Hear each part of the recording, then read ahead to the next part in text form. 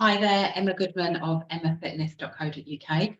One message that I'm hoping to get across the whole of this month is to try and be a bit more proactive with your health and well-being. I think sometimes we will only think about things when we have to, and be more reactive, which is at least you're thinking about it. But lots of things, if you can put good healthy habits into place before you actually need to, you go into, in this case, you go into menopause in a much stronger position, physically, emotionally and mentally.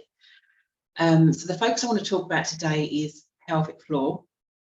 So if we sometimes we'll only think about our pelvic floor muscles after we've had a baby, or as years go on and perhaps we get a bit of stress incontinence, or there's talk of prolapse, which are not something you want to be experiencing.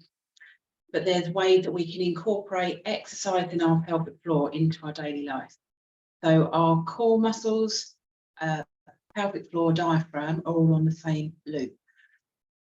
By which I mean that if you breathe out at the right time of an exercise, not only will you be working the muscles that you're meant to be working, I'll show you with biceps in a minute, so I'm pointing there, but you'll also be working your core and pelvic floor. So with a bicep curl, imagining I've got dumbbells in each hand.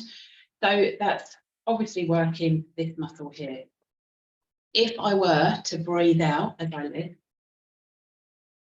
and then breathe in as I lower, breathe out, and breathe in, I can feel a slight tensioning of my core.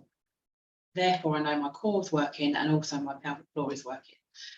You can just boost that a little bit more by visualizing the lift of your pelvic floor as well. So as your arms are lifting, breathing out, think coccyx to pubic, so drawing those points together and lift it up your pelvic floor and relax. So lift and lower. And this also applies to life. So if you're picking something off the floor, the effort is when we lift it up. Probably what we're most likely to do is hold our breath when we pick something up, and then that creates tension in across your body and isn't a good place to be lifting from. But if you breathe out, as you lift up something from the floor, working your core, protecting your back, working your pelvic floor. So breathe out on the effort, in on the release. If you're ever unsure of where the effort is, try, so with a bicep curl, try breathing out as you lift, breathe in as you lower, try a few repetitions of that, and then try breathing in as you lift, breathing out as you lower, and you will definitely notice one of them, there's more of a connection in your core, which should be the lifting up.